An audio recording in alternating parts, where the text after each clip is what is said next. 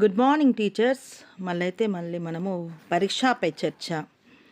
దీంట్లో మనము లాగిన్ అయ్యి మనం రిజిస్టర్ అయ్యి ఏ విధంగా చేయాలో తెలుసుకున్నాము. మరి ఇప్పుడు విద్యార్థులను మన లాగిన్ ద్వారా ఎట్లా మనం రిజిస్టర్ చేయాలో ఒక్కసారి గమనిద్దాము. మనకి ఇచ్చినటువంటి లింక్ ద్వారానే రిజిస్టర్ చేసేది. చూడండి, ఒకసారి లింక్ని మనము ఇలా క్లిక్ చేసిన తర్వాత ఇక్కడ ఒకసారి చూసినట్లయితే స్టూడెంట్ ఉంది, తర్వాత కింద టీచర్స్ ఉంది కదా. సో టీచర్స్ దాంట్లోకి వెళ్ళండి. వెళ్ళిన తర్వాత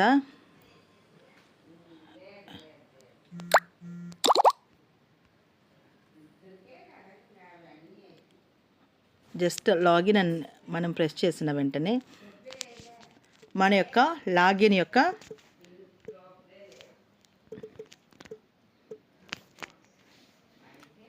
మన లాగిన్ యొక్క పేరుని మనము ఇక్కడ టైప్ చేయాలి. చేసేసి ఓటీపీ ద్వారా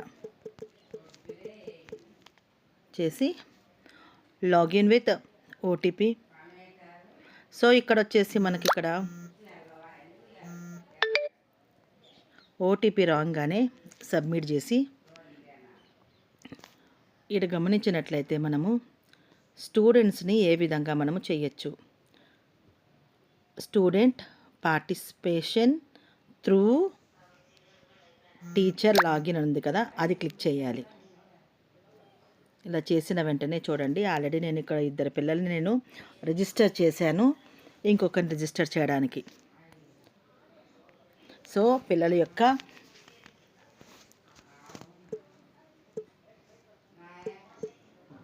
మరి విద్యార్థుల యొక్క పేరు, అంటే ఇక్కడ మనకు కావాల్సింది ఏంటంటే విద్యార్థి యొక్క పేరు, వాళ్ళ daddy father name, date of birth, phone number, వాళ్ళ ఊరు ఏది, అదొక్కటొకటి ఉంటే చాలు, మనం చెయ్యొచ్చు. సో ఇక్కడ మనకు మెయిల్ ఐడి అవసరం, ఎందుకంటే త్రూ టీచర్ ద్వారా కాబట్టి మెయిల్ ఐడి అవసరం లేదు, మొబైల్ నెంబర్ కూడా అవసరం లేదు. సో జెండర్, తర్వాత డేట్ ఆఫ్ బర్త్.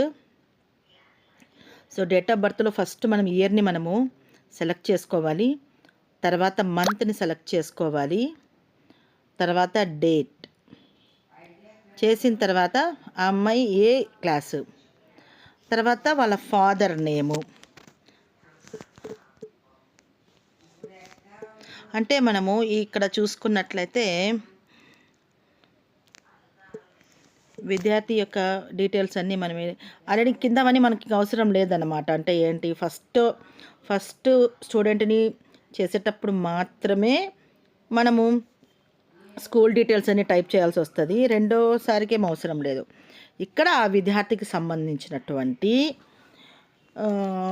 ఏంటి క్వశ్చన్స్ కానివ్వండి, లేదంటే వాళ్ళ ఎగ్జామ్ ప్రిపరేషన్ ఎలా జరుగుతుంది, వాళ్ళు ఏదన్నా స్ట్రెస్గా ఫీల్ అవుతున్నారా, లేకపోతే ఫర్దర్గా 10th క్లాస్ తర్వాత వాళ్ళకి ఎలాంటి గైడెన్స్ కావాలి, మనము ప్రైమ్ మినిస్టర్ గారికి ఎలాంటి క్వశ్చన్స్ వేయాలి, లేదా వాళ్ళు ఎలా ఫీల్ అవుతున్నారు అనే విషయాన్ని ఇక్కడ టైప్ చేసి సబ్మిట్ చేసేస్తే మన లాగిన్ ద్వారా, అంటే టీచర్ లాగిన్ ద్వారా విద్యార్థిని కూడా మనము రిజిస్టర్ చేయవచ్చు.